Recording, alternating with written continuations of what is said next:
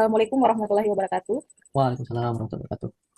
Dan selamat malam untuk teman-teman semua. Pada kesempatan malam hari ini, kita kembali lagi bersama untuk mendiskusikan tugas kelompok kita mengenai implementasi nilai-nilai dasar ASN berakhlak dengan subtema nilai kolaboratif.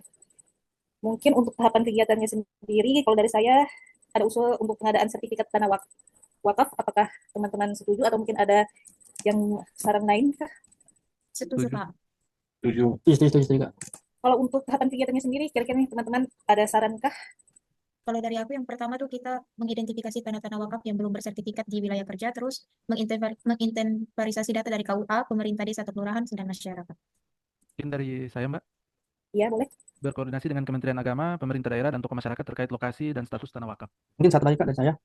Setelah Iya, Mas. tahapan yang berkoordinasi, mungkin ini nanti petugas BPN turun melakukan pengukuran bidang tanah dan memastikan batas-batas dan batas-batasnya sesuai fakta di lapangan, Mbak. Ada tambahan sedikit dari saya nih Kak. Oh iya, Nah, mungkin petugas BPN yang sudah turun tadi setelah itu memverifikasi dan dicatat dalam sistem pertanahan sehingga BPN dapat menerbitkan sertifikat tanah wakaf. kalau untuk output atau hasilnya sendiri kira-kira ada yang bisa kasih saran kah? Dan kasih saran, kalau dari aku mungkin outputnya terbitnya sertifikat tanah wakaf yang sah secara hukum dan tercatat di sistem pertanahan. Mungkin ada yang lain atau itu saja? Outputnya Kayaknya mungkin cukup. itu aja, Mbak. Cukup. Oh Iya. iya. Oke, sekarang kita lanjut ke keterkaitan substansi mata pelatihan. Untuk tahap satu yang mengidentifikasi tanah-tanah wakaf yang belum sertifikat, kayaknya ini kena di ini, Mbak, ya. Dikolaborasi karena melibatkan beberapa instansi. Jadi situ saran saya dengan melalui kerjasama antar kantor pertanahan dan instansi lainnya, instansi terkait, diharapkan proses ini bisa lebih efektif dan transparan. Terus selanjutnya ada lagi mungkin yang mau kasih saran atau Ada masukan? tambahan dari saya. Oh iya, boleh, Mas.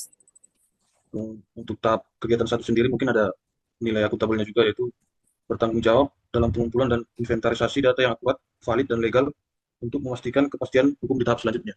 Untuk yang kegiatan keduanya nih, kira-kira keterkaitannya mungkin ada yang bisa kasih saran lagi? Saya, Mbak, Oh iya, ini kayaknya sama deh dengan yang tahap kegiatan pertama karena melibatkan Oh, iya. beberapa instansi. Mungkin di sini juga masuk kolaboratif ya. Iya. Di sini mungkin alasannya bisa nanti kita gunakan itu melakukan komunikasi, konsultasi, dan konsolidasi secara intensif dengan instansi terkait untuk memastikan validasi kualitas data yuridis. Kalau untuk saya sendiri sih, kayaknya di kegiatan kedua ini keterkaitannya itu dengan nilai harmonis, yaitu membangun dan menjaga hubungan kerja yang kondusif dan saling menghargai perbedaan kewenangan antar instansi demi tercapainya tujuan bersama, yaitu memberikan perlindungan hukum bagi aset wakaf. Mungkin dari saya, Mbak, Iya, itu Mas. mungkin masuk berorientasi pelayanan, karena Iya. pengukuran yang tepat menunjukkan pemahaman bahwa pelayanan terbaik adalah pelayanan yang memberikan jaminan hukum dan ketenangan kepada penerima wakaf.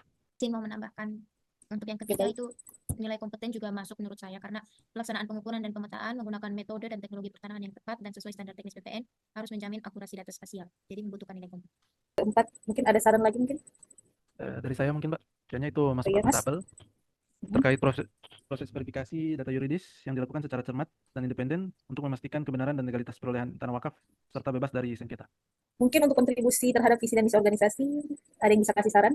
Mungkin saya satu, Mbak, dari saya Iya, Mas. soal misinya kembali menyangkut tentang Permen ATR BPN nomor 12 tahun 2025, di mana misi pertama itu tentang penyelenggaraan tata ruang, di mana kontribusinya itu adalah untuk itu mencegah terjadinya konflik pertanahan dan tumpang tindih tumpang tindih sertifikat wakaf untuk mencegah konflik agraria dan memberikan kepastian hukum.